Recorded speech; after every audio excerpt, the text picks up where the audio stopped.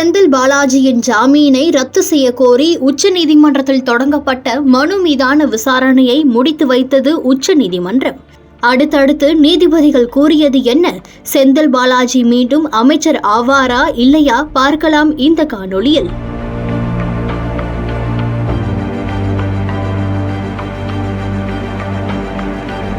கடந்த அதிமுக ஆட்சியின் போது அரசு போக்குவரத்து கழகத்தில் வேலை வாங்கி தருவதாக கூறி பண மோசடியில் ஈடுபட்டதாக அமைச்சர் செந்தில் பாலாஜியை சட்டவிரோத பண பரிமாற்ற தடை சட்டத்தின் கீழ் அமலாக்கத்துறை அதிகாரிகள் கடந்த 2023ஆம் ஆண்டு கைது செய்து சிறையில் அடைத்தனர். இவ்வழக்கை விசாரித்த உச்சநீதிமன்றம் புழல் சிறையில் நீதிமன்ற காவலில் இருந்த செந்தில் பாலாஜிக்கு ஜாமீன் வழங்கியிருந்தது. தொடர்ந்து செந்தில் பாலாஜி அமைச்சராகவும் பதவியேற்றார். இதனிடையே செந்தில் பாலாஜிக்கு வழங்கப்பட்ட ஜாமீனை ரத்து செய்ய கோரி வித்யாகுமார் என்பவர் உச்சநீதிமன்றத்தில் மனு தாக்கல் செய்தார். அந்த மனுவில் ஜாமீன் கிடைத்த ஒரு நாள் இடைவேளையில் செந்தில் பாலாஜி மீண்டும் அமைச்சரானார்.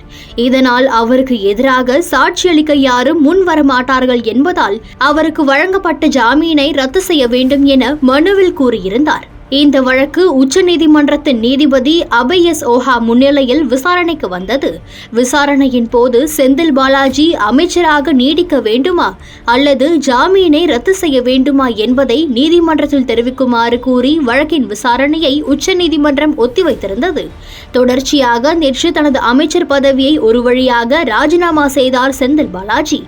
இந்நிலையில் இந்த வழக்கு உச்சநீதிமன்றத்தில் மீண்டும் விசாரணைக்கு வந்தபோது செந்தில் பாலாஜி தரப்பில் ஆஜரான வழக்கறிஞர் செந்தில் பாலாஜி தனது அமைச்சர் பதவியை ராஜினாமா செய்துவிட்டார் என தெரிவித்தார். உடனே எதிர்த்தரப்பில் ஆஜரான வழக்கறிஞர் செந்தில் பாலாஜி எந்த ஒரு பதவியும் வகிக்க கூடாது என நீதிமன்றம் உத்தரவு பிறப்பிக்க வேண்டும் என்ற வாதத்தை முன்வைத்தார்.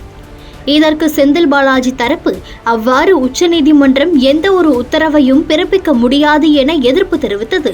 தொடர்ந்து எதிர்த்தரப்பில் ஆஜரான வழக்கறிஞர் அதிகாரம் இல்லாமல் இவரை போன்றவர்கள் நிறைய நாட்கள் இருக்க முடியாது, எனவேதான் இப்படி ஒரு உத்தரவை பிறப்பிக்க வேண்டும்.